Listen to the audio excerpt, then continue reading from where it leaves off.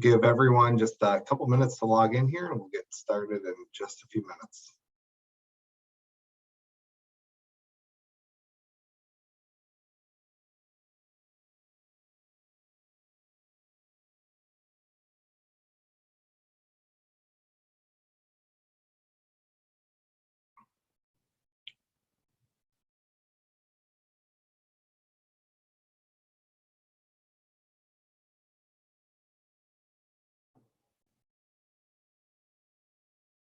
All right, Mike, it looks like most folks have gotten logged in, so let's go ahead and get started.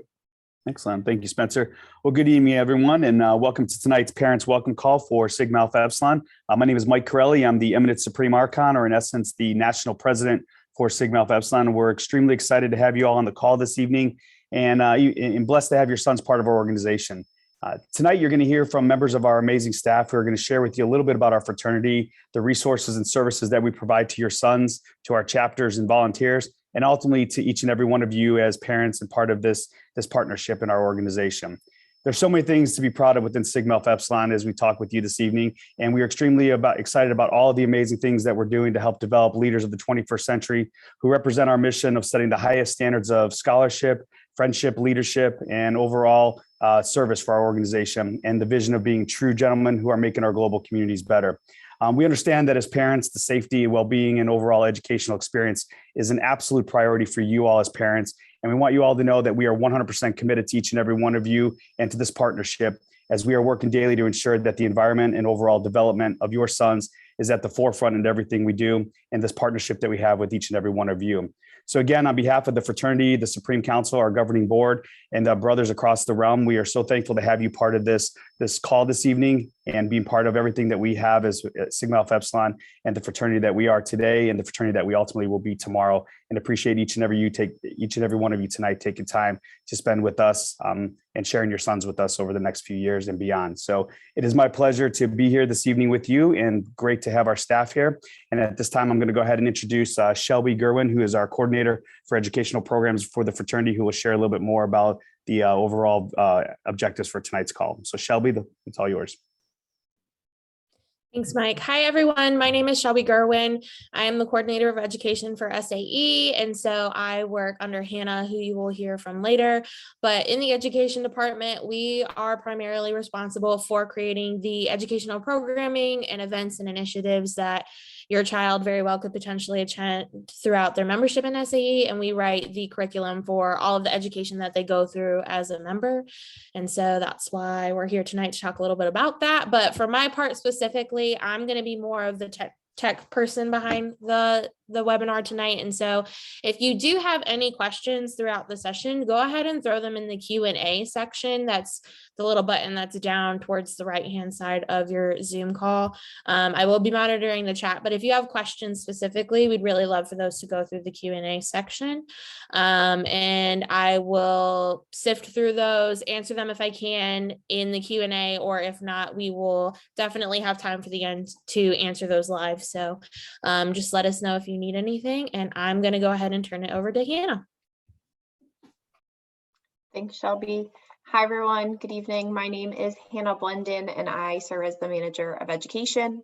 As Shelby alluded to, we do all sorts of educational and leadership programming, events, initiatives, virtual programming, all of the above really in the education department. So what I'm going to talk a little bit about this evening is a little history, a bit about Sigma Alpha Epsilon as an organization, and then we'll get into more of what your son has maybe learned or experienced in his initial joining of the organization. So SAE was founded on March 9th in 1856 in Tuscaloosa at the University of Alabama, which makes us one of the oldest and largest fraternities in the country. Today, we have over 330,000 initiated brothers and over 200 active chapters at college campuses across the country. The mission of SAE is advancing the highest standards of friendship, scholarship, leadership, and service for our members throughout life. And the vision is true gentlemen making our global community better. So true gentlemen is something that you'll hear a lot when you're talking about and talking to other people about SAE. Hopefully you'll hear it from your son. The true gentleman is the name of SAE's creed. And so it's really worked in a lot to the education that we do, and especially that onboarding when men are joining SAE at the beginning. So I'm going to read the true gentleman for you, and you'll find the text in the chat as well. This is something that a lot of our members choose to memorize or can recite, and it's really a cool thing to see them do. So here we go. The true gentleman is the man whose conduct proceeds from goodwill and an acute sense of propriety, and whose self-control is equal to all emergencies, who does not make the poor man conscious of his poverty, the obscure man of his obscurity, or any man of his inferiority or deformity, who is himself humbled if necessity compels him to humble another, who does not flatter wealth, cringe before power, or boast of his own possessions or achievements, who speaks with frankness but always with sincerity and sympathy, whose deed follows his word, who thinks of the rights and feelings of others rather than his own, and who appears well in any company, a man with whom honor is sacred and virtue safe. So a lot of things in there that SAE hopes to develop and grow within all of our members. And like I said, we talk about this a lot at our educational programs, our national programs, as well as it's really worked into the full member education that each of our chapters is doing on the ground. So a little bit about who we are, the staff. We work at what we call the Fraternity Service Center, which is in essence our headquarters. We have full-time staff at the fraternity, but we actually have two additional entities. The foundation, which is the fundraising arm, which really raises money mostly to support our educational programming. And then we also have what's called the Financial and Housing Corporation, and they run and operate a number of chapter houses on campuses across the country. So our staff at the Fraternity Service Center deals with day-to-day operations. We're talking regularly with chapters. We're providing support for them, for our undergrads and alumni. So something that's really unique about SAE is our 96-hour member onboarding process. And so we're really in the minority of organizations who do this, but we think it's really great and something that's really unique and special about our organization. So when your son receives a bid, he has about 3 to 4 days to get initiated into the fraternity. And so in those 3 to 4 days, in that 96-hour period, maximum 96 hours, there's a lot of kind of basic education that's going on, making sure that he understands the policies of SAE and basically what he's committing to join as a lifelong member. So education continues after that initiation and after that initial period, but within that period, we're doing all the really important things to make sure he understands his commitment to the organization.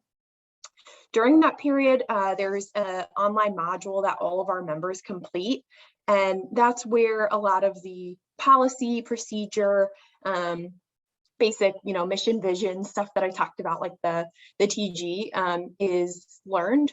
But an additional piece that we've included this year is what's called our Campus Reconnect module. And so this really focuses more on kind of campus expectations, how to engage in social experiences, what are our alcohol policies, and what's really acceptable and not acceptable once you're back on campus. We know that a lot of campuses have had all virtual or some sort of hybrid experience for the past year. And so we're making sure that all of our new candidates or new initiates, as well as older members, are getting a refresh on this. And then the last piece I'll touch on is our 7 expectations of membership. And so these are our 7 basic things that we expect all active undergraduate brothers to maintain, and you'll also find these in the chat. The first is to maintain a minimum of a 2.5 GPA, and our chapters have lots of pieces in place to help support that. We also expect each of our members to be involved in at least one additional campus or community organization. So we want them to play on a sports team, get involved in student government, find a club that's related to their major or something, so that they become a more well-rounded student and member of SAE. They're also expected to attend 85% of all educational programs the chapter puts on throughout the semester, like each term or quarter. And this is the member education. And so most groups are doing something weekly. And so, you know, you might have an exam or have a reason to miss something, but expectation is that you're attending at least 85%. Similarly, ritual must attend at least 75% of those. All members must be financially current or on an approved payment plan. And many of our chapters offer payment plans and work with our members to make sure that they're on a plan that works for them. They must complete a minimum of 20 hours of community service. And in a little bit, Spencer will talk a bit about our service partners. And so we provide a lot of opportunity and resources for that one. And then last is to attend 85% of chapter meetings. And this is at most campuses, either a weekly or bi-weekly meeting where everyone gets together just to discuss business and hear updates about the chapter. All right, so I will transition over to Spencer, who's going to talk more about our educational programs. Yeah, good evening, everybody. Thanks, Hannah. I'm Spencer Long. I serve as Senior Director of Member Education and Development. In my role, I oversee our education area, our chapter development team, or the folks that are actually in the field, meeting with the chapters on a day-to-day basis. We have our expansion and growth, or where we go to new campuses, as well as our conduct or redevelopment area within the fraternity. If you think about where your son's on a campus, my equivalent role on many campuses would be seen as the dean of students potentially. So that's kind of the peer group that I work with on most campuses. The first thing I want to have first and foremost, our number one goal, as Mike said, is a safe experience for our members. And so to highlight that tonight, I want to talk first about Minerva Shield. So Minerva Shield is our complete health and safety guidelines and procedures within the fraternity. Highlighted in this document is a number of resources and a number of policies that each chapter is required to go over each semester or each quarter with the chapter. So that's regardless of how long someone has been in the organization, 1 semester or 4 years. Every term they're on campus, they should be reviewing this as a chapter. Some of the highlights that I want to go over within this document, first and foremost, is the scope of association or the membership agreement. So at any time that someone joins the fraternity, they have to sign and agree to the scope association within the fraternity, and that's highlighted in the very beginning of the process. Next in the document is our hazing policy, which essentially says hazing in any way, shape, or form will not be tolerated within the fraternity. We also have policies related to alcohol, including that we don't allow hard alcohol at any of our events, only beer and wine. There's a policy related to illegal drugs, and we also don't allow any designated driver programs for safety reasons and encouraging our chapters to use ride share or taxi services if they're having events with alcohol. This document also provides guidelines for planning events and responding to any crisis that may occur. And then also, just so you're aware, each chapter does have a health and safety officer within their organization. So they get an onboarding and training specifically to our policies related to health and safety, and it's their primary role within the chapter. Beyond that, I want to take a deep dive into what I'll call our robust member education programs. And so all of our member education programs have 3 primary outcomes that we're trying to achieve. We're trying to develop our brothers personally, professionally, and last, to make them a better chapter member. So all of our programs have that goal. The first program I'm going to highlight is our Phoenix Member Ed program. And so this is the program that happens week in and week out within each chapter. It's ideally incorporated into the chapter meeting, and it's intended for all members. And this covers anything from history of the fraternity, songs of the fraternity, all sorts of things related to the fraternity, but also goes into things like diversity, equity, inclusion. We talk about just general things like how to tie a tie,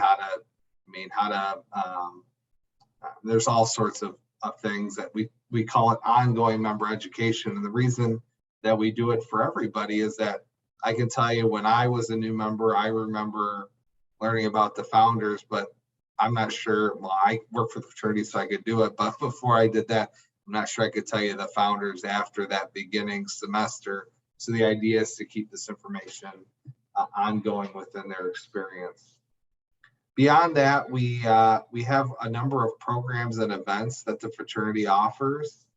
And so the first of those is our Emerging Leaders Academy. So this is intended that in the semester that someone joins, we offer this nationally, and it takes a deep dive into the fraternity's mission and vision, as well as provides a leadership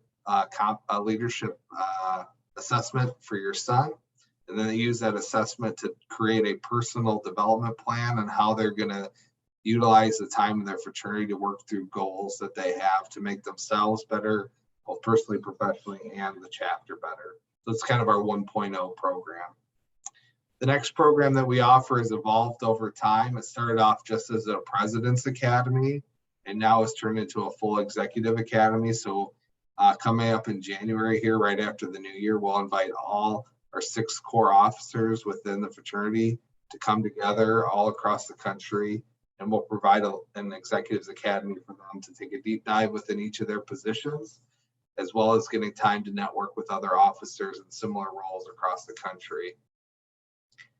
Our third program, which actually happened just this last weekend and is pretty unique to SAE, is our Ritual Academy.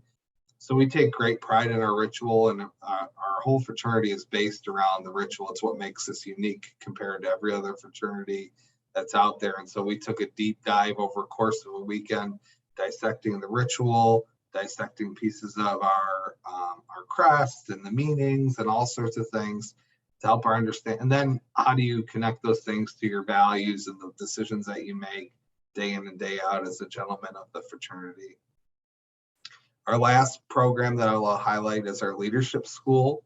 So every other year, starting this summer, and this program's been around, we've done it 80, 90 times previously, is our Leadership School. And so we'll take a deep dive into the life cycle of the fraternity. So the experience started off with members being reinitiated, and then we actually go through the whole cycle to help them understand all the things, to have conversations, to actually graduate within the program and get put into an alumni association. And so we talk about being members for life, and they understand all the ways they can be involved in the fraternity indefinitely. What makes our programs truly unique right now, and I would say set apart from all other fraternities and what's going on, is all our programs are built and assessed around student leadership competencies, which are directly derived from higher education accreditation standards from over 90 different programs and colleges. And these are what programs are accredited at colleges and universities across the country. And so these competencies are directly tied into the programs that your sons are in on their campus. And so when they go on to interviews, anytime they graduate from one of our programs, they get a sheet or a packet. It's about 2 or 3 pages, depending on the program, that says, like, congratulations, you just graduated or just completed XYZ program. By participating, you left with these competencies. This is how you can potentially list this in your resume, and this is how you can potentially talk about it in an interview or conversation with somebody else, so they understand how they apply what they've learned in these programs to what they're doing day in and day out beyond college. Next, I want to hit on service. So the service is one of our 4 pillars of the fraternity.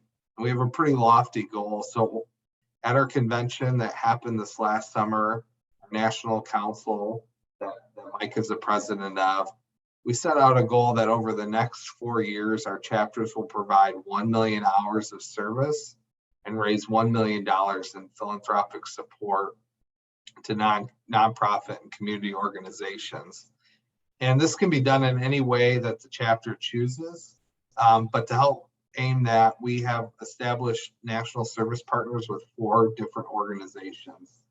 The first that I'll highlight is our longest standing, which is Children's Medical Network Hospitals, which SAE has been a partner with for about 20 years. This is primarily a philanthropic partner, so we do fundraising for them, or students, our chapters participate in dance marathons, things like that, to raise money for CMN. We have 3 new partners that we've just launched at our convention. The first of these is Be the Match. This is a organization that does bone marrow matching, and so they go in, they do the swab, and they get a match, and they can help harvest to help save people's lives. We've actually had one of our past CEOs of the fraternity benefit from Be the Match, and he spoke at the convention this summer about that. And believe it or not, we also men that are 35 or younger are the best people to donate, and so it's a prime partnership for SAE. Our next partnership is with Sleep in Heavenly Peace. This is an organization that builds beds for children that don't have beds. So these are kids that are essentially sleeping on the floor in their house. So they build beds and provide beds and mattresses to these families, and they have chapters all across the country. And so we've worked with this organization to match what chapters we have to what chapters they have, to create partnerships to create and build beds. The last partner, which is responsible for this awesome mustache that I have, is Movember, which is a men's health organization. In the month of November, they challenge men to grow mustaches to bring awareness to a number of issues. And so being a new partner, our entire staff got behind growing facial hair. And so we've partnered with them for a number of reasons, but one of the primary reasons is over the last year, we've heard from our members over and over and over again that they would like more resources connected to mental health and mental health awareness. And so Movember is a great partner in that aspect in providing educational resources to our chapters. Additionally, we've worked with our men's health committee for the fraternity to provide a free QPR, which is question, persuade, refer training to all of our members who want to take it, which is related to suicide prevention. It's a technique to help chapters. So we've been really working on getting that out for our members. Last, I want to talk about scholarship, which I saw was one of the questions in the chat, so I'll get to that here as well. But at the convention this summer, our council set that by 2025, we want every one of our SAE chapters to be #1 on their campus for GPA and to be above the all campus average. A lot of times you hear groups, we want to be above the all men's average, or we want to be above all men's Greek average. None of that here. We want to be above the all campus average, which tends to be the highest of all of those standards. And so we've challenged our men to reach that. And so our chapter development team this semester has been working with each chapter across the country to develop a scholarship plan to help achieve this lofty goal. And so what this is each chapter, depending on where it's at, right? We've got no offense, I went to school at Central Michigan, but Central Michigan is not Harvard, and it's not some of these other places. And so each campus has different dynamics of where they're at. And so they're able to work with their chapter members to set what are our minimum standards going to be, and then how are we going to hold ourselves accountable, right? Are we going to do study hours? Are we going to connect with academic advising? And so as our chapter development teams working with each of these chapters to build their scholarship plans, they're identifying what are the local resources on their campus that can help your sons be most successful. And when our men fall short, what are we going to do to help keep them accountable, and then to also help lift them up in their time of needing to focus on academics? Because all of us know, number one, right now, your sons are there to get an education, and we want to be there to help them get that the best they can. And so that's what we're working on as far as scholarship, service, our programming, and our health and safety. So with that, I have the great honor and privilege of introducing and passing off to Chris Hancock, our eminent Supreme Recorder and CEO of the fraternity. So Chris, turn it over to you. Thanks, Spencer. I want to thank all of you parents for being on with us. It means a great deal to us that you're with us tonight, investing in your son's experience, and we care about them greatly, and your participation helps that effort. I have the honor of leading our team out of Evanston. The building behind all of us is our fraternity service center. We have a terrific staff. Between our three entities that we talked about earlier, we've got about 40 staff members that work both in Evanston and also remotely from around the country. And as you can see tonight, we have a terrific team. Very proud of what they do on a daily basis to provide service to our members around the world. You know, in spite of what we see and hear in the news media on a regular basis, it seems like Sigma Alpha Epsilon and fraternities and sororities in general continue to do good work. There's been some recent research data released by the North American Interfraternity Conference, and I'll talk about just a couple of bullet points, and we can share a link to that data, and we'll put it back out to you, I think, in a follow-up communication as well. But I think these are really key findings, and these are polls and data done by Gallup and leading research institutions. But for instance, more than one in five affiliated alumni, 23% versus 14% of non-affiliated alumni, report having a professor who cared about them as a person and made them excited about learning, and had a mentor who encouraged them to pursue their goals and dreams. And I think this really speaks to what the team talked about tonight in terms of, one, being really serious about academics, but also connecting and being connected to the campus community and making sure that job number one, scholarship, and then ultimately it's connecting people outside of the campus institution to get them networked in order for them to get a job and be successful in terms of pursuing their career goals and personal goals. So that's a great data point. And again, there's great data behind that.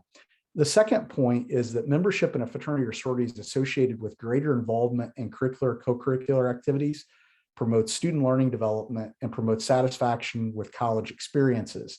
The largest positive effects were generally found for first-year students. I think this is really, really important because if you have a son who's a freshman, this speaks really well to that in terms of them getting connected. And, you know, as Hannah went through our 7 membership expectations, we want them to be involved in other campus activities, both in and outside of the classroom. But their experience in a fraternity is going to be a positive one in terms of that. The third data point, as students deal with more anxiety, depression, and feelings of social isolation, a new report from the Post-Secondary Education Research Center at the University of Tennessee, Knoxville, found that fraternity-affiliated students reported higher levels of positive mental health, along with lower rates of depression and anxiety. Spencer talked about our programming around QPR. I think we mentioned, Hannah or Spencer mentioned our campus Reconnect course. We're doing a lot of work around this, but the good news is in spite of some of the struggles that we have with our current students around anxiety and depression, which is very real and it's there, affiliated students have less issues related to those things than non-affiliated students. So that's a positive, again, for fraternities and sororities. Just one more data point I'll share out of some of this research is 84% of affiliated alumni say if they had to do it over again, that they would still join their fraternity or sorority. And that's particularly impactful because it's a high number. It's 84%, so they would join again. And that just tells you the type of experience, when done right, fraternities and sororities can offer its members. And so we're really excited. I see a comment, someone said, I've already seen that in my son. That's fantastic. We love to hear that. And so please continue to share that with us if you hear that. I know we posted that data, but we'll make sure that we send it back out. It's really important for you all to know that we can't be everywhere. We have 40 staff members. We have 200 college campuses we're on. We have 11,000 undergraduate students. We can't be everywhere every single minute of every day. And so with our local alumni and you as parents, you can help us by being sort of our eyes and ears on the ground locally. If you hear something, I know there was a mention in the chat, it's not about getting a chapter or your son in trouble. If there's something that concerns you, it's about bringing to our attention so that we can work with them to try to educate them and to address any concerns that you guys may have or your son may have. It truly is not about getting them in trouble. It's about trying to address the issues so that we keep people safe and that they know we care about them, because we want them to be as successful as they absolutely can, but we also want them to have a lot of fun and enjoy each other. We don't want to hurt any of that, but we want to make sure that they follow our guidelines. It's really important that they do as much as possible. So if you ever have a concern, let us know. You go to our website, I think it's in the left-hand column.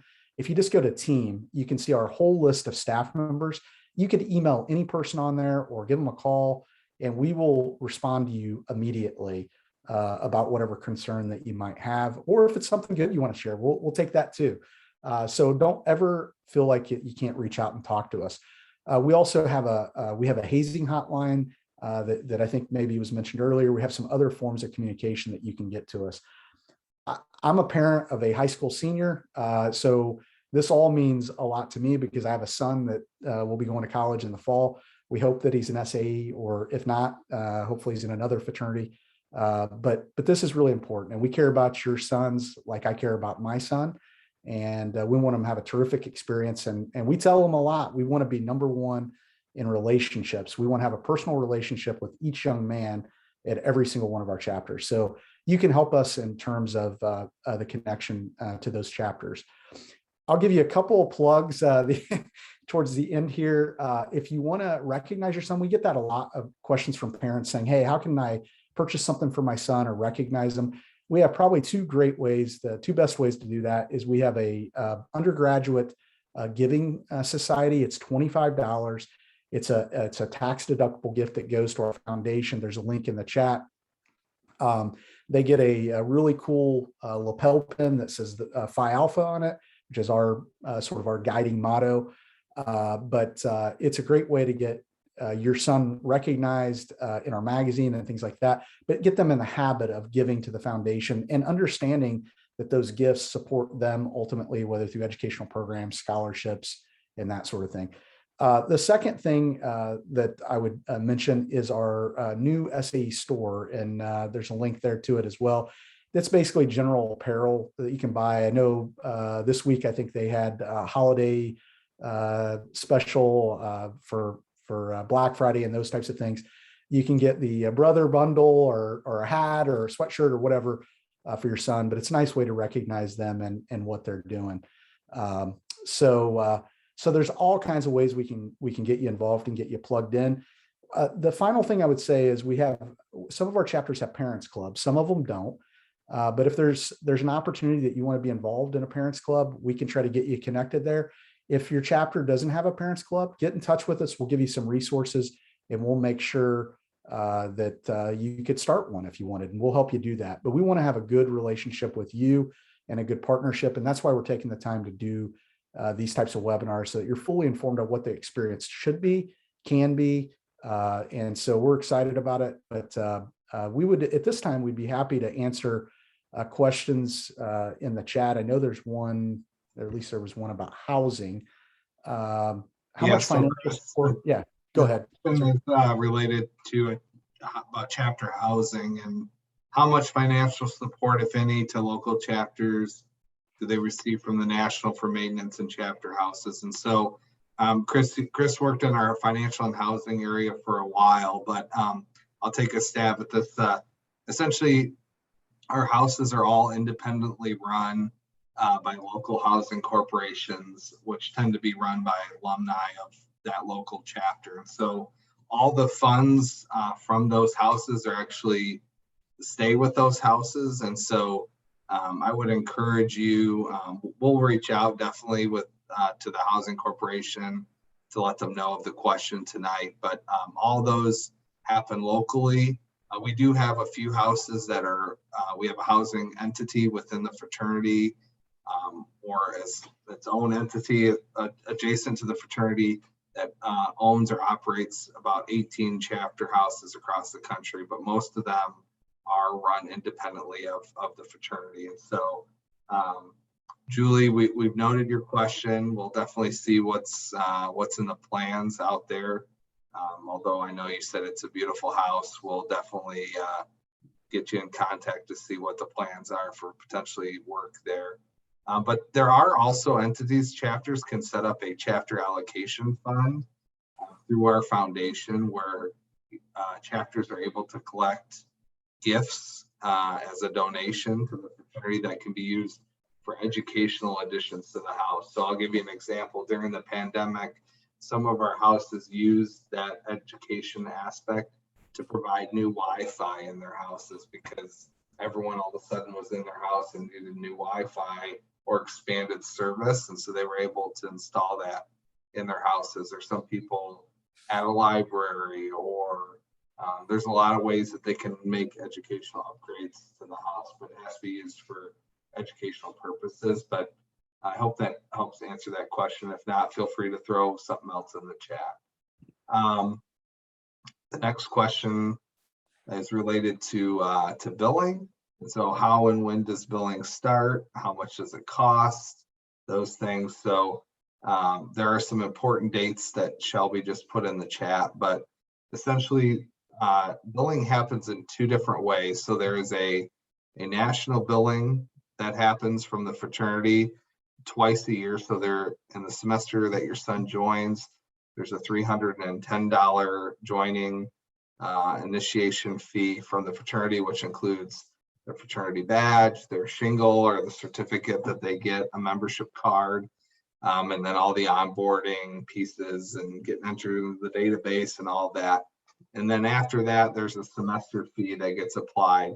But that's only from the fraternity. In addition, most chapters then apply or have local dues that they use to do things within their local chapter house. And that those dates and ranges can range all over the place depending on the chapter that your son may be at.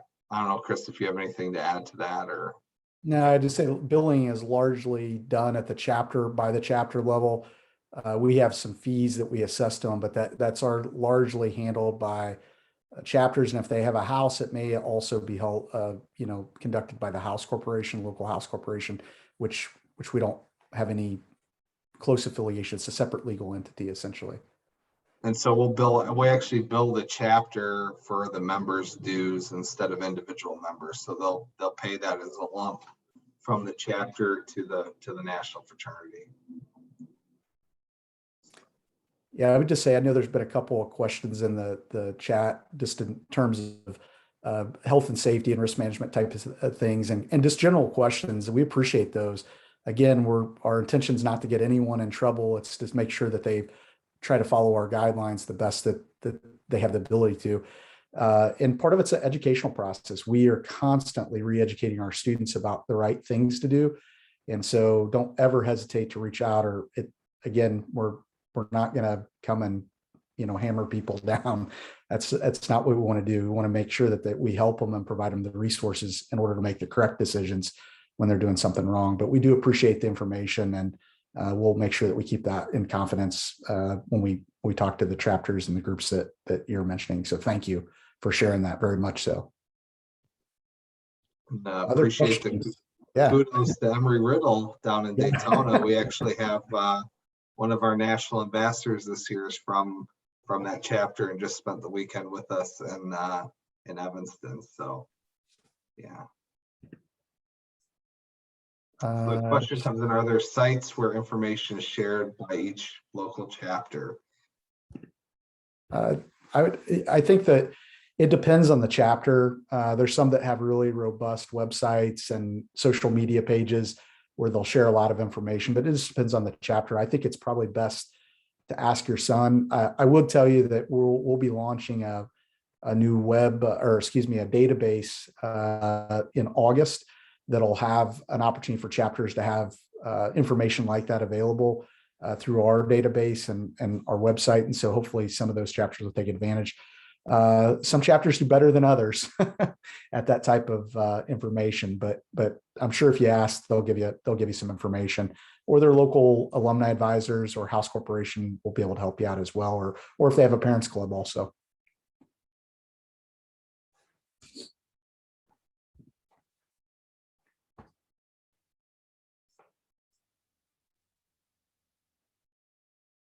Oh, that's a great question.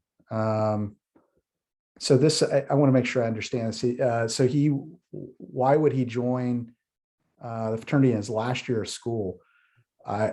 There's lots of students that choose to do that. And I think it's important to note that the experience can be a part of the 4-year timeline, and the rest of the team may have something else to say. It could be a part of that 4 years or 1 semester or 1 year. One of our most notable members who's deceased now is a guy named Boone Pickens. Boone was a billionaire, oil energy guy out of Oklahoma State. He only spent 1 year in the fraternity, but his dad was a member and he ended up joining for 1 year. But it's important to note that the experience is lifelong. And so, yes, we have this 4-year or 1 semester, 1 year experience, but you have this whole other part of the fraternity to network and to make connections with beyond that. So I would advocate for that. I think anybody can join at any time and still have a great experience. I know we have graduate students that will join. We even have non-student members join. So there's all kinds of options. I don't know if somebody else on the team, they want to address that as well. Yeah, I was going to kind of echo what Chris was saying. We've had fathers, grandfathers, and uncles that have joined the organization. We've had a lot, alumni that have graduated, that worked at the universities, joined our organization. So as Chris is mentioning, I mean, I think the opportunity for the experience is not just limited to their graduate years or their last semester or even year in college. So the opportunity, I think, as we kind of perpetuate this membership being for life, the opportunity to have men that represent the ideals of the organization and even serving those mentoring roles too for these undergraduates is a huge opportunity for us and for your sons, and even for these gentlemen that seek us out as well. So it's just a great opportunity, and we're very excited to offer those opportunities to individuals. I also want to add that there is a lot of opportunity for volunteer opportunities when your children graduate. For instance, I'm in a sorority and I actually am serving on my sorority's diversity and inclusion committee. And so that is not a paid position, but I get to continue to do good work and to try to help chapters as they're developing do good work. And those are also opportunities that people can get involved in. It's not expected for the involvement always after college, but there are 100% opportunities if people are looking to do it. And so do good, DG. We love some Delta Gamma, but I just saw that in the chat, so that made me laugh.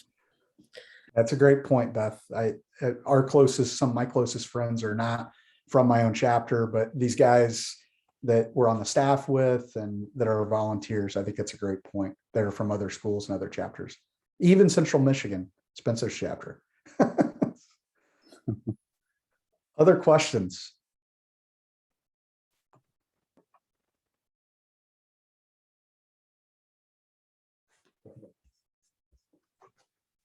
Well, regardless if you have questions tonight, I just want to make sure that you all hear Chris loud and clear. The door is not closing, but rather opened. And you can find our information on the site. Anypointsae.net. We'd be happy to connect, even if it's not tonight. On behalf of, if I can speak on behalf of the council and on behalf of the entire Fraternity Service Center, we thank you for attending. We thank you for being great partners, and more importantly, we're thankful for your sons and being members of our great fraternity. And we hope this is not the end, but just the beginning of a great experience in SAE. And so if there's no more questions, really appreciate what you're doing. Keep your eye on the email. We have a couple more emails we have planned to go out to parents to keep in touch. And if we can ever be helpful, please do not hesitate to reach out. So with that, I hope everyone has a great night and a great Thanksgiving. Take care.